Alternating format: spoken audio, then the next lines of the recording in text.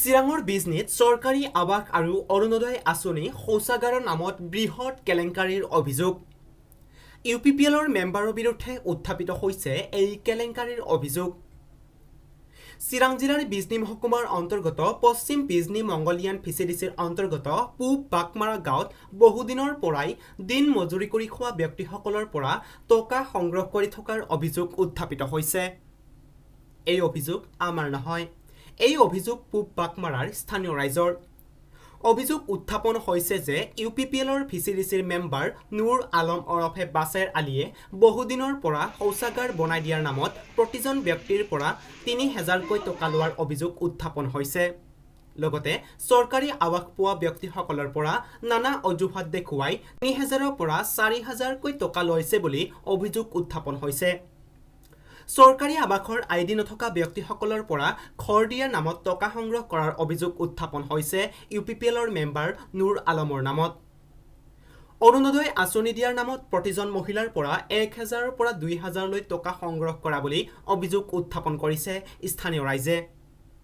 Job card হিতাধিকাৰীৰ পৰা আধাৰ কাৰ্ডৰ লগত লিংক কৰি দিয়াৰ নামত মেচিন ব্যৱহাৰ কৰি সম্পূৰ্ণ টকা উঠাই লোৱা বুলি অভিযোগ উত্থাপন কৰে ভুক্তভোগীয়ে। এই কেলেংকাৰীসমূহ ৰাজহুৱা হোৱাত হিতাধিকাৰীক নানা ভয় ভাবুকি দি আহিছে নুৰ আলমে বুলি অভিযোগ উত্থাপন কৰে ভুক্তভোগীয়ে। এটাই অতি ফার্স্টে আমি দেখলাম আমার লিস্টত নামটা আছে। আচ্ছা, বাসের আলির লগত কিবা একটা কাজি হয়েছে বাবার লগত, তার পাশে এলা দেখি যে আমার ঘরের লিস্টটি সম্পূর্ণ একটা টুটেলি কাটা, একদম নাই, একদম হাজার থেকে ওই নামটাই নাই। তো এটাই আমার আবদার, ঘরটু কেনে বা কাটিল, আমি তো খরচর পাওয়া নাই। কিবা পয়সা ডিমান্ড দিছিল নাকি আপনার? না, পয়সার ডিমান্ড দেওয়া নাই, অল্প ওর বাবার লগে অলপ কাজিয়ে হয়েছে, এটা থাকিয়ে আমার ঘরটা কাটি দিচ্ছে। কোনে কাটিছে এইটো? মেম্বারই কাটছে, আর কাটবো কায়? মেম্বারে একটা লেট্রিন দিছে, লেট্রিনটা ক্লিয়ার হয়নি, আধা সোজা করে তুইছে। মেম্বারে 2 দিন কমপ্লেন দিলাম, বলে আমার লেট্রিনটা ক্লিয়ার করে দেন, নাহলে আমি কমপ্লেন দিই। কলেজ যদি তোমাকে লেট্রিন আমি দিতেছি, আবার জব কার্ডে পাম 20,000 হলে কমপ্লেন দিলাম, কলে দিতেছি, ভোটটা বাড়ায় পয়সাটা ঢুকে নেই, কে পয়সাটা ঢুকাই দিম, তো ওটাও আছে। তারপর অরুণোদয়ের ফর্ম হুজুর আলী কইলে অরুণোদয়ের ফর্ম দিব 3,000 টাকা দিবা, টাকা 3,000 কথা কবা না, ভোট বাড়াইলে 3,000 টাকা দিবা, আমি অরুণোদয়ের ফর্ম দিব।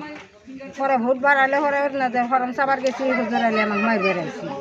তার কারণে আমি গ্রামের রাজ্যে আমি ডিসাইড দিলাম, রাজ্যে ক্যাশ করে ফেলো, আমি ক্যাশ করলাম না, দেখে বাড়ি খরচ দেখা যাক কী হয়, আর পয়লে মুখ দেখা দিই, তার কারণে আমি ক্যাশটা করলাম না, আমার এইখানে কমপ্লেন।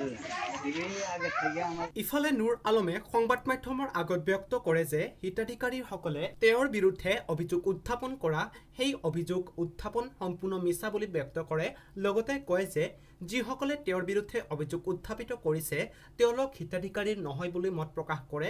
লগতে এইদৰে কয়, সব যিবিলাক মানুহে আজি মোৰ ওপৰত মানে এইটো মিছা অভিযোগ দিছে, এইবিলাক মানুহ আমাৰ কোনো ধৰণৰ বেনিফিচিয়াৰী নহয়।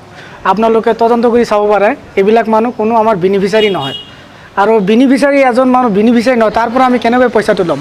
আৰু মই পইচাটো খুজিলে মোক কেনেকৈ দিব? ই বেনিফিচিয়াৰী নহয়, সি মোক পইচাটো কিহৰ আশাত দিব মোক পইচাটো? আপোনালোকে যাওক, যাই তদন্ত কৰক, এইবিলাক মানুহ বেনিফিচিয়াৰী হয় নেকি।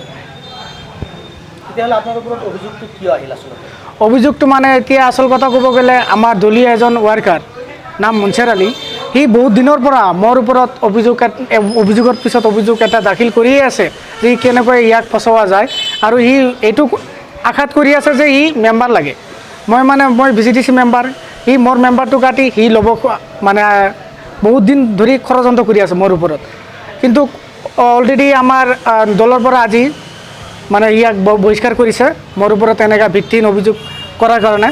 মোৰ ওপৰত এইটো মানে ভিত্তিহীন এটা অভিযোগ কৰিছে, কিয়নো মই যদি পইচা লৈছোঁ, মোক এটা ভিডিঅ' ফুটেজ বা কিবা এটা কল ৰেকৰ্ডিং যদি আছে দিয়ক, এনেকৈ আমাৰ দলৰ টাউনৰ পৰা খুজিছিল যে আছে যদি দিয়ক। অযথা এজনৰ বদনাম দি লাভ নাই।